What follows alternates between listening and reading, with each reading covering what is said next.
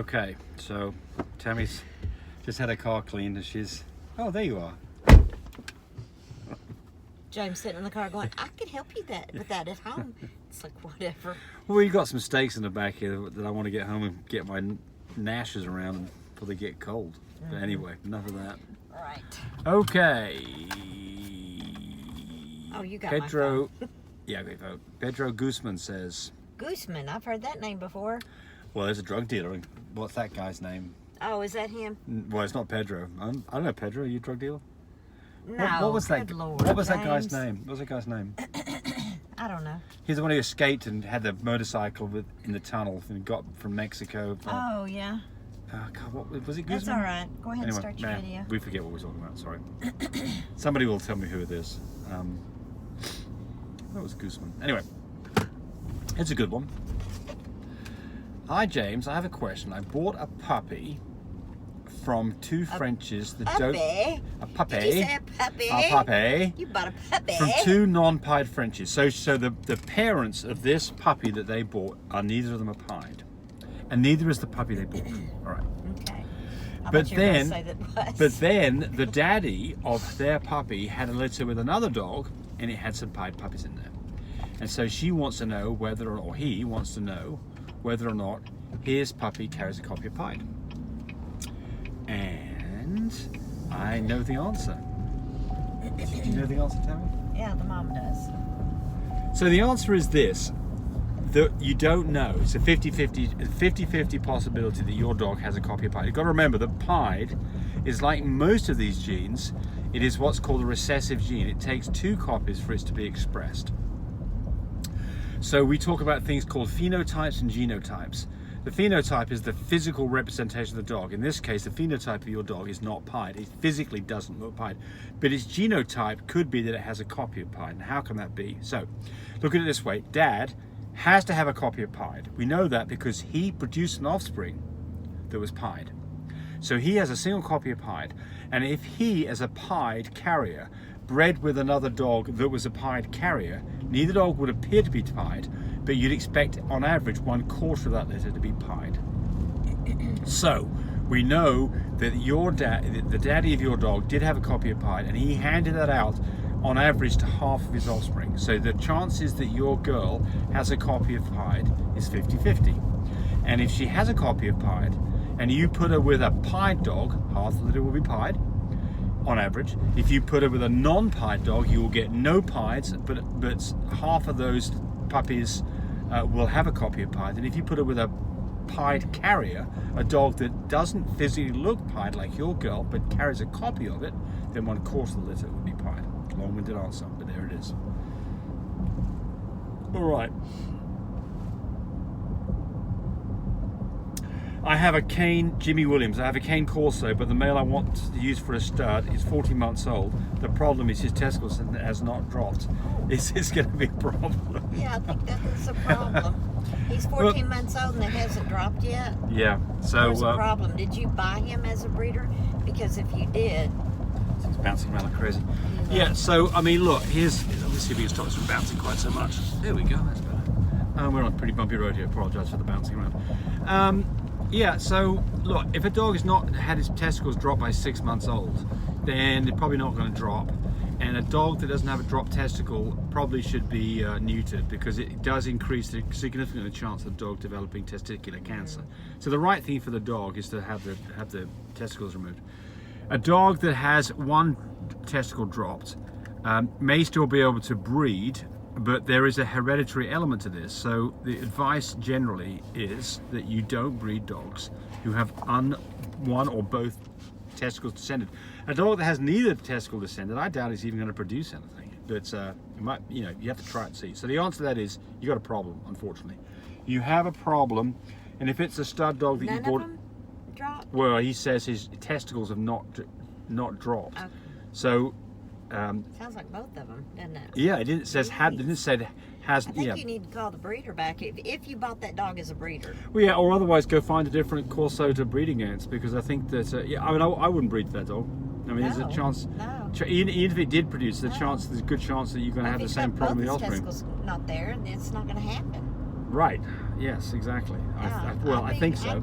Yeah, if you bought him as a breeder, there's something bad wrong. They need to go back. Right, to the yes. breeder. Let's see, I don't have my glasses on. Oh, what do I do with my glasses? Well, I remember this reading this one. Somebody's asking, what do we do? What do we do with our females when they're retired? So, so the answer to this is for us, it's fairly easy. We chop them up and eat them. And no, we don't do that.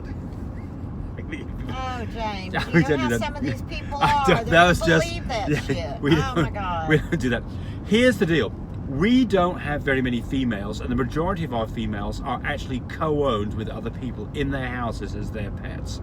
We want our females to have a great life, and we don't want them to be hammered away in just producing puppies and not being enjoyed and having a good life. So almost all of those dogs are with people Seatbelt. who absolutely love them as their family pets, and when they stop producing, they remain being their family pets. But our girls are in our home with us, and they're not going anywhere. Yes, and exactly, our girls stay with us. So the answer is that, you know, we get so attached to these girls that they are part of our family and they get treated as such. It doesn't mean that we're not just going to you're just going to throw them away. They're still valuable parts of our family, and well, we've got some children we do this to, but unfortunately legally you can't do that. So, so that's a different thing. So no, we've got great kids. And even if we didn't have great kids, we still love them anyway, right? Yeah. Yeah, absolutely. So yeah, you treat them like you do your family. I mean, they are family. So yeah, there's the answer to that one. Okay. Somebody's got a nice barn going in right there. See it? Yes, I do. Huge. Somebody's asking, saying, okay, where was that one that I hadn't answered? Somebody says, oh yeah, here we go. Kelly Wood says, well, I never knew people bought dog semen to get a dog pregnant. Or have I got that wrong? No, well, I'm not sure what the answer is, this is what we do. We are in the Frenchie stud business. And why are we in this Frenchie stud business? We're in this Frenchie stud business, number one, because we invented a product called Shipmate about 7 years ago to ship semen, because we were shipping semen from our one stud dog, and the results were disastrous. And we found out what the problems were, and we fixed it. Invented a product that you can buy on My Breeder Supply that will absolutely make you successful. The short of this is that got us into being having a lot of studs and helping people all over literally the world. But the real answer to this is we enjoy doing it. We meet the nicest people, and we help those people have successful litters, and because of that they say nice things about us, and they recommend us to other people, and they come back and do it again.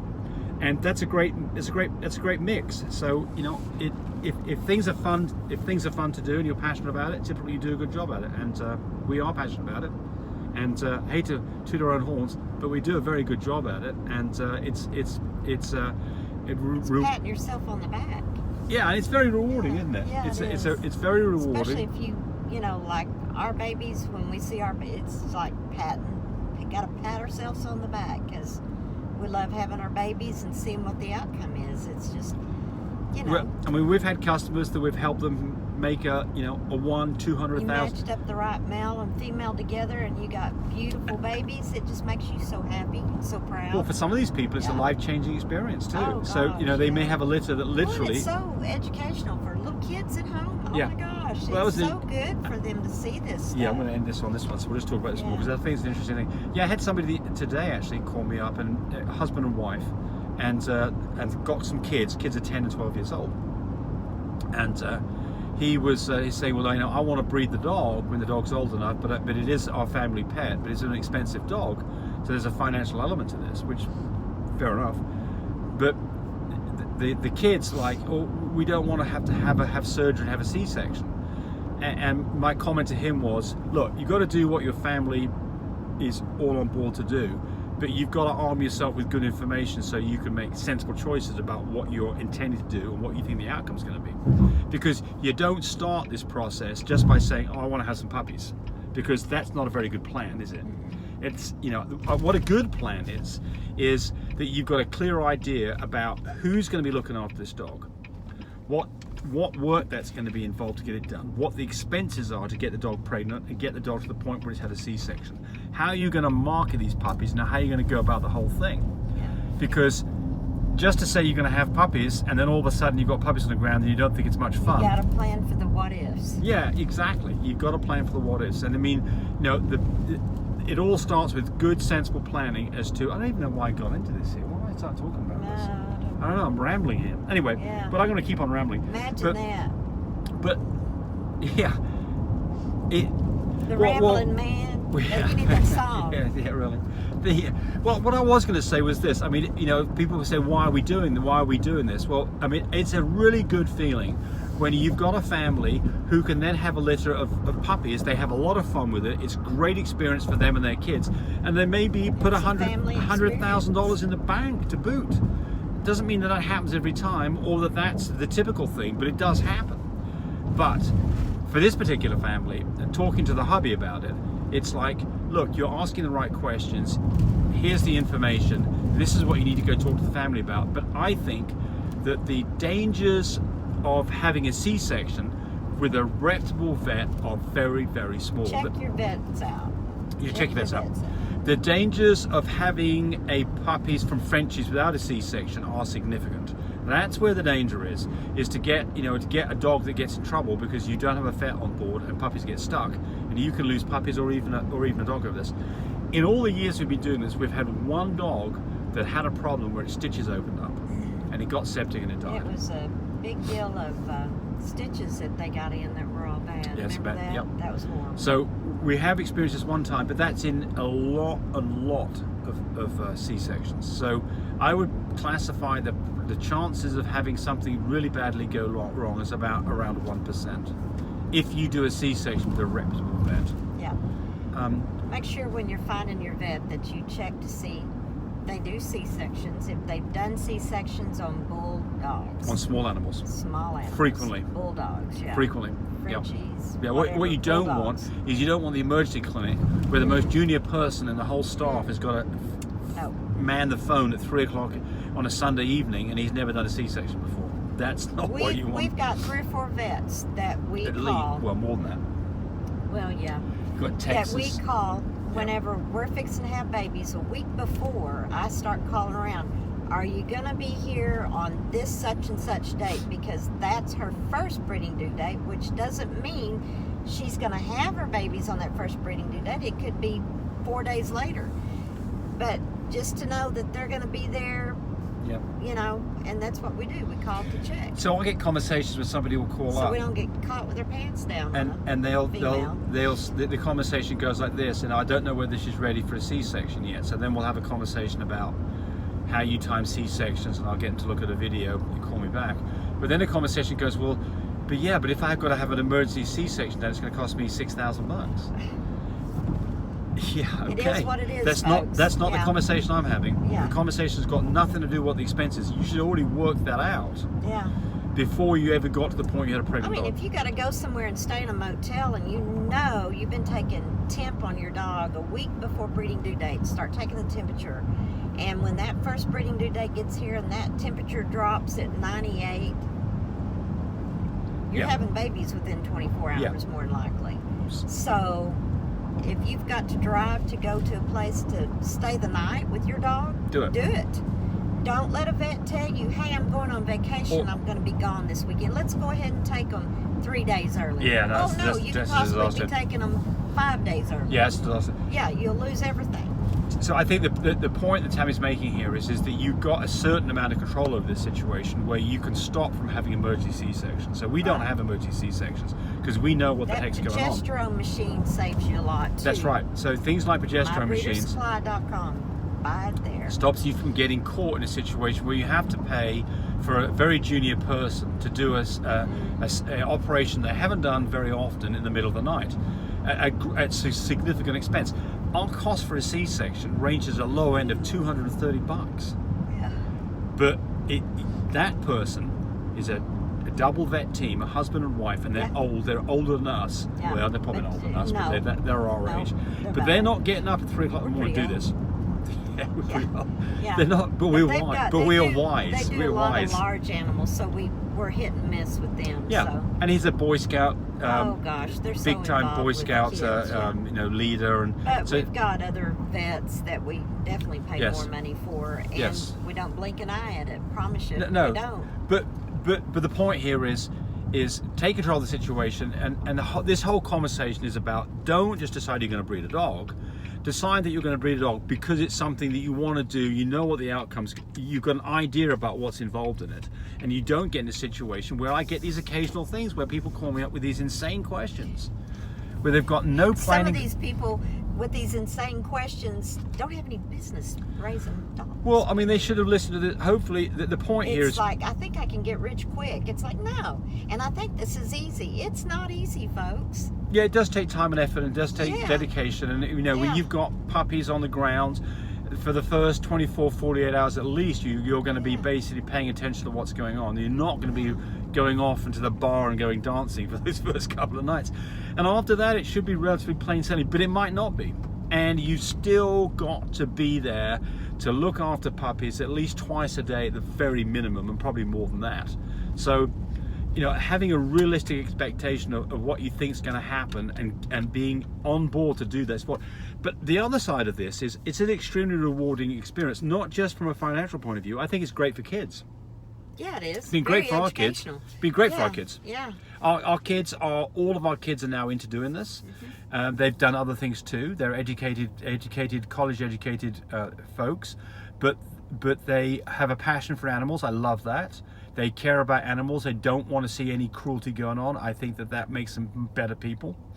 And then they have some business acumen that they got from all this, and some responsibility that they learned at a pretty early age. So I think that for the gentleman who was concerned that the kids say, oh, we don't want to have a C-section, I applaud the fact that they care about their animal, but I think that the C-section is not the dangerous part. The dangerous part is not planning the rest of it. And the positive part about this is it's a great experience for the kids. God, it's 17 minutes we've been rattling on. Yeah. Oh, I can imagine Mr. Chopping talking. Well, it's I don't know. It's anyway. There we go. So anyway, I hope you didn't bore everybody. I know I bore a lot of you because a lot of you don't watch my videos for more than 3 minutes. Yeah. So, Hey, I've got a short hair little boy. He is a blue and tan short hair, not a fluffy or a fluffy carrier. He is a short hair. He is blue and tan, carries cream, carries cocoa, AT, and he will make you blue and tans, chocolate and tans, lilac and tans, and platinums. So he is available, and his daddy is Picasso, so he's a solid blue and tan boy. The rest of the other puppies were Merles, and so, but anyway, his daddy weighs 17 pounds, his mama weighs 16. Please call me for this nice little puppy. boy. Nice Oh puppy. yeah. And he's Gonna he's be now a coming small on little stud boy. 10 weeks old. He's ready to leave. Yeah. Yeah. He's, Literally. Yeah, he'll be he's ready to go pretty, home. pretty so little boy. call me 580-799-1910 for this little boy, so you can adopt him, have him in your home. What else, Tammy? That's it. Okay. Oh, be sure and be safe. The numbers are going up on this COVID, so please be careful. We had a safe. local vet here who, Dr. Strickland Dadgummit. from Iwoka, who died of His COVID whole here. family. I just Yeah, feel so sorry over for this him. weekend, and his wife. And his mom and wife's- dad, the whole wife's- family, just horrible. Yep. And I think eight of his vet staff got COVID too. Yeah. Really bad So, situation. Really sad for those We people. don't want to get into the Yep. So preaching to people, y'all but be careful out there. Be But, safe. Think, before you do. Yep. All right. Bye, buddy.